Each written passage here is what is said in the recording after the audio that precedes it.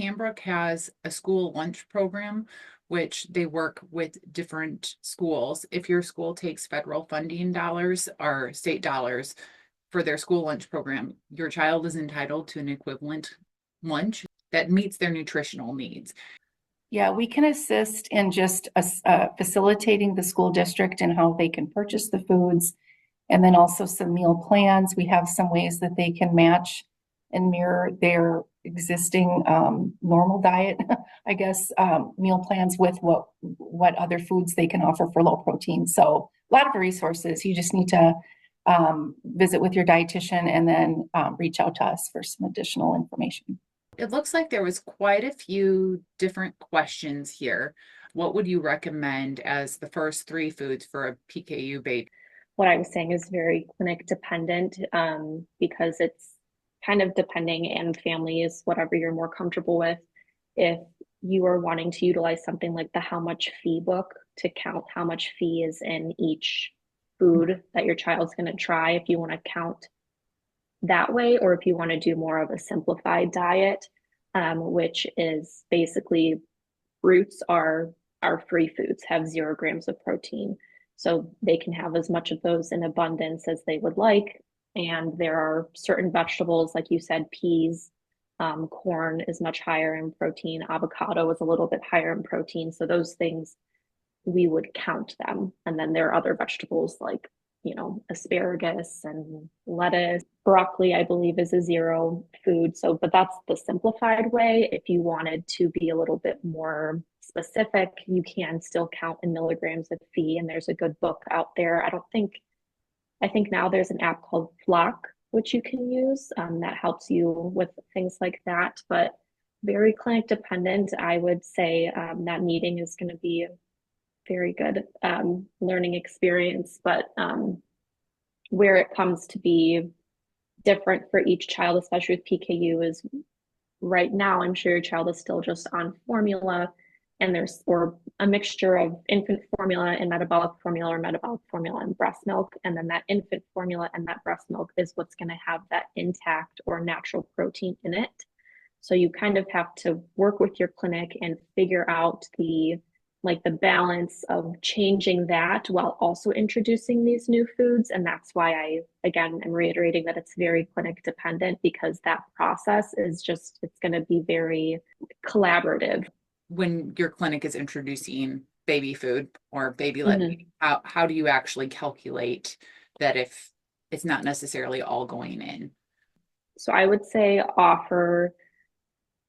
so if you have your allowance, let's say your allowance is 3 grams, and 3 grams is not a lot, but that's the reality for some of our kiddos and adults.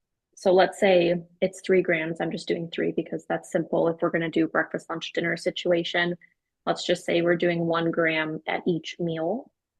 So you offer the 1 gram at breakfast, and you kind of just have to guesstimate, like if they eat everything that they put in front of them, that's counted as the 1 gram. If it seems like they eat half, or like a lot of it ends up on the floor, on their clothes, on their face, we can count it as like half a gram. And this is also very important to continue taking. I don't know how every clinic does it, but continue checking your fee levels, sending in those. We do filter papers that get sent in, so continue sending in the filter papers if that's what you do. If you have to go out and get labs done at an outside facility, just continue doing those at your clinic's discretion. But it seems like we get there with the formula and everything is like happy hunky-dory, and then they turn 6-7 months and it's like, oh my gosh, now I have to do this with food. So it's definitely a delicate dance, but again, that's why your clinic and your dietitian is there to lean on us. Like, it is our job to help you. So please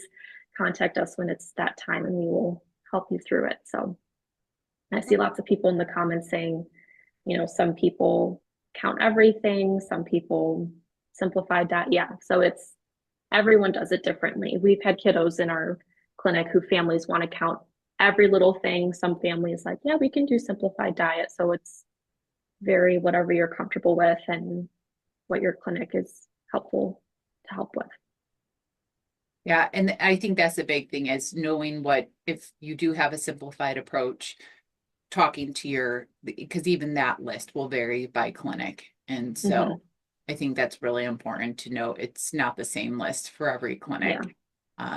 Especially at this phase where you're still really figuring out what their tolerance is. Mhm. I know one clinic said they only start with free food and then they hold back, like they actually add milk to the formula for the protein until they know Mhm. that the child can actually get the food in. And Right. so Yep. there's a lot of different approaches.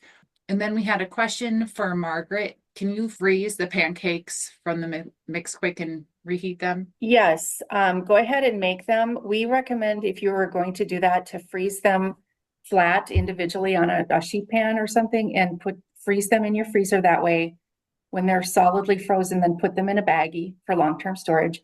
And then you can just take one out at a time and reheat it. We've had some people, they just, if they make waffles, the little mini, the Dash don't make the waffle. They would just take one out and put it in a toaster and heat it up that way. Like the Lego from kind of like Kellogg's Legos, or the waffles the same way. You can microwave them. You could just reheat them in a pan.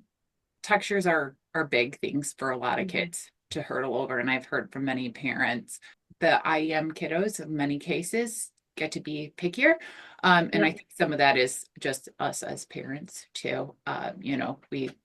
We want them to eat. And so we give them the things that we know they will. And then as a result, they struggle in the areas of the foods that we don't give because we know that they struggle. Mhm. At what point would your clinic recommend like feeding therapy if you see that they're not really expanding their texture palette? Yeah, that's a really great question. I think at least in the state of Illinois, all of our children who are diagnosed on newborn screen, they automatically are on the list to be evaluated for early intervention services. So early intervention in Illinois is a program that we have where your child, it's not just exclusive to children with IEMs, it's children that maybe have a different diagnosis or just a little bit like slower to develop, but this service allows them to receive speech therapy, developmental therapy, occupational therapy, and physical therapy through this program. So lots of children with IEMs are already involved, and I would say that's a really wonderful program that they have and thing that they can um, starting to have those like skills will kind of help having this pickiness and um, the struggles that you're talking about less like I don't want to say that they're not going to happen because of course there's still a possibility, but having those interventions happening or letting them have the skills earlier will lead to a less chance of that happening. And also it starts at the infant age. Like when we were first starting to introduce those foods, like you want to expand their palates as much as you can. So starting as early as you can with new textures, new flavors is definitely important. But to answer your real question, I would say our clinic, we really listen to we try to listen to what our parents are telling us and what concerns they have because we aren't seeing the children every single day. Like at most, we're seeing them maybe once a month, like in person. So we can't, we don't know what happens when they go to daycare. We don't know what happens when they go to school. We don't know what's happening on the weekend when they go to a birthday party or how they're acting.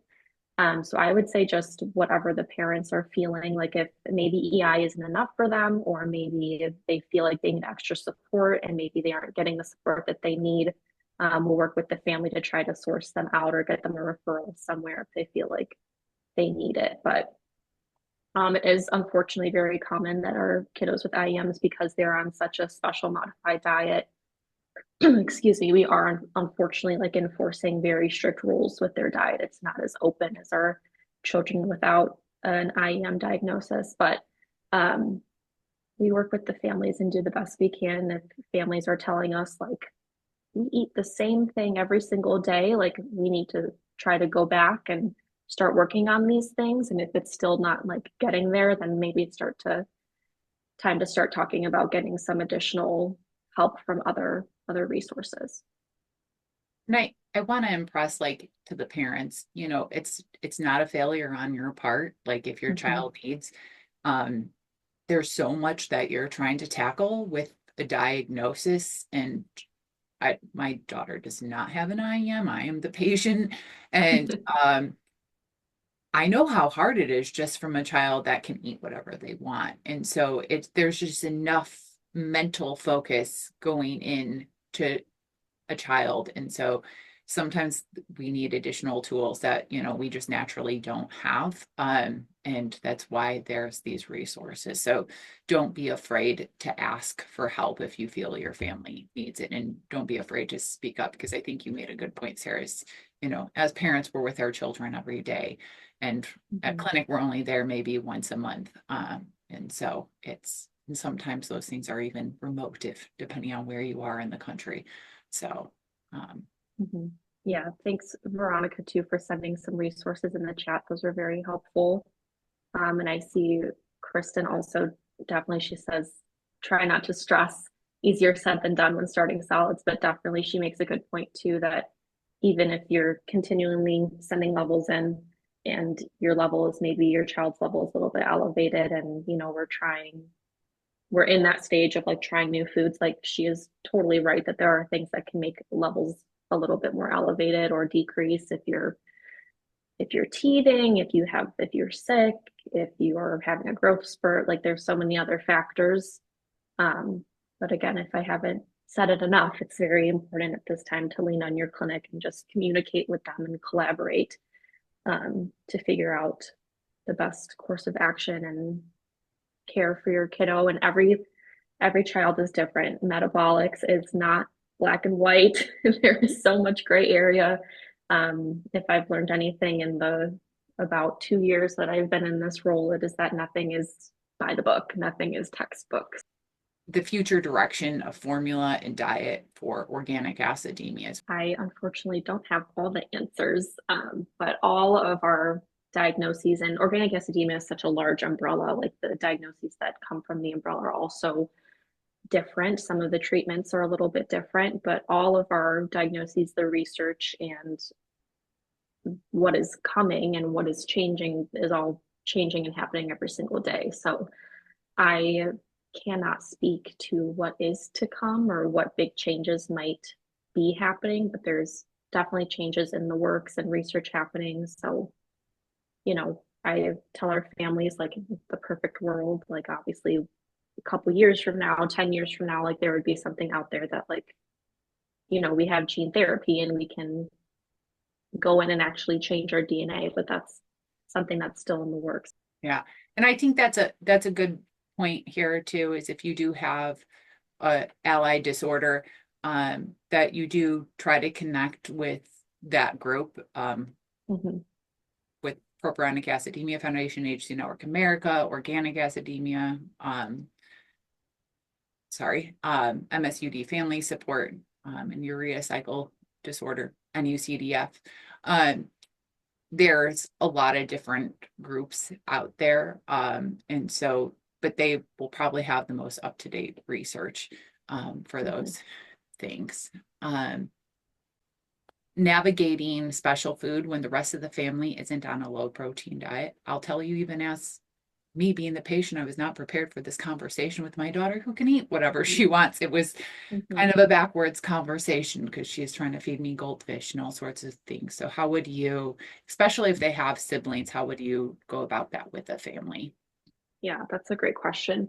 I actually was at a conference a couple of months ago and I asked this question. We had a patient come tell her story to us, and she was one of 3 siblings, and she was the only one with an IAM in her family. And I asked her, has there been ever any animosity or like differences between you and your sisters because you have an IAM and they don't? And her answer was no, because she was the youngest, so she felt like she was definitely taken care of by her older sisters.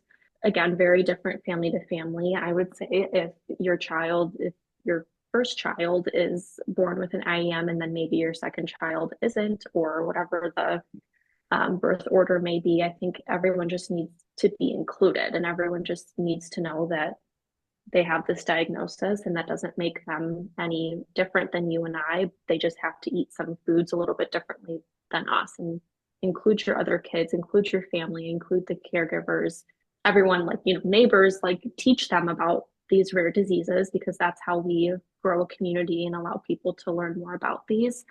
And like I said before, with like trying new foods, make it fun too. Like if they're gonna make the pancakes or the waffles that Margaret was talking about us today, like make them for the whole family and let them see what it tastes like and have let everybody have it, because just because I don't have an IEM doesn't mean that I can't eat the foods that are low protein.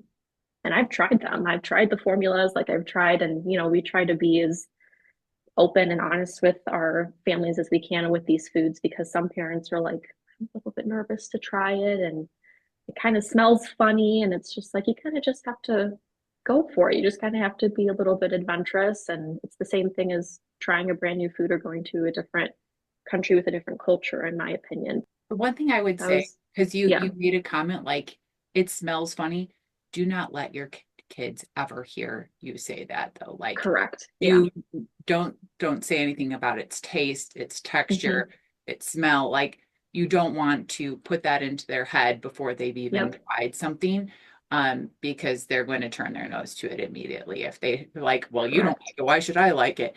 Um, Hmm. but I do it definitely encourage you Hmm. to have those same things. I mean, everyone can eat fresh fruit, everyone can eat fresh vegetables. Rachel So just said, don't yuck someone else's yum. And we say that all the time in clinic. We yes, do. but the one that Malathi, who runs a low protein food company, Taste Connections, her son has homocystinuria, and she said, always find those things that the family can share at each meal, so everyone feels included in the Yep. process.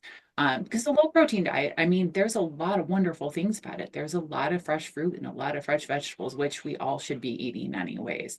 And so Hmm. focus on the things that everyone has in common, not what they don't have in common, I think helps tremendously. Janae, can I just add a comment that Lynn Paulella always discusses?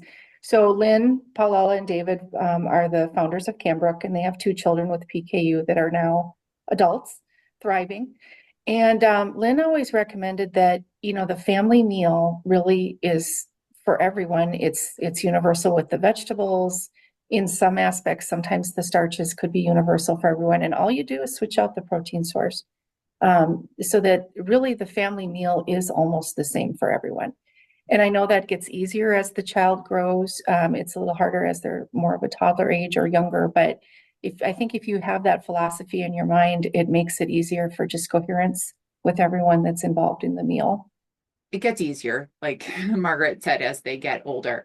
But right now, I think the biggest thing that helps is, lean on your dietitians, but also lean on your community for support, because everyone wants to help. No one wants like the next group to feel where they did.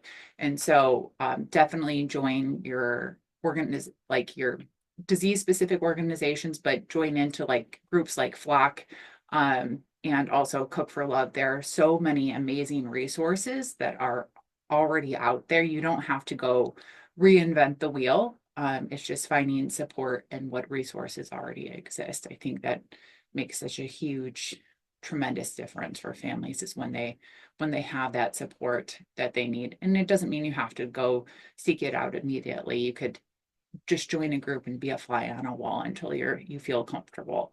But I know that helps a lot when you're ready to ask for help. So, and so it says, our biggest struggle is calories. I struggle with finding healthier options that aren't full of sugar because that leads to more hyperactivity for them. Does anyone have easy to go to snack options, high calorie, low protein, low protein? For any allied disorder, but I would also work with your clinic to see if they could maybe use a little bit more formula, like metabolic formula in their diet, because that would be able to get them some additional calories. And maybe with the increased activity, they need a little bit more protein as well. So I would see if that's an option for them. And DuoCal, that was giving me next thing. Um, okay, I'll send my list. We had to do this recently for a teenager with PKU, and he is super into football, and his levels are just low because he needs like 3,000 calories. So we definitely have a list. I will send it. I think that's a good note as for parents though here, whose kids as they're getting older, it's not always a protein question. A lot of the times it's a calorie question. So working with your team to make sure they are getting enough calories, which is easier when they're little, but once I feel like my daughter could eat us at a house and home when she was 2. It was crazy how much she could eat. And she would have had to been on a low protein diet. It could have been terrifying. And so just making sure you work closely to make sure that, they are getting enough calories with that too. Just I mean, another good just tip for extra calories, which this is going to be again for children even without IEMs, is just adding any type of fat source. So olive oil essentially would be the safest for our IEM kiddos. Just adding that to things like applesauce, low protein yogurt, any like dips or sauces that they already like, just mixing like an extra tablespoon or 2 in. It's not really going to change the flavor or the taste of it much, but that'll definitely boost some calories. Yeah, but let me find my list and I can try to send it in the chat, it or I also can works send well it. as a tip for picky toddlers, like allowing them dips. It adds calories and they seems like toddlers love dip for some reason. Anything they can make a potential huge mess with, they will love more. All right. Well, we are at time. We appreciate everyone coming and attending. But if you have any questions, my email was the one that circulated the Zoom link and so forth. So you're welcome to reach out. And we appreciate you and we hope to see you guys again in the near future.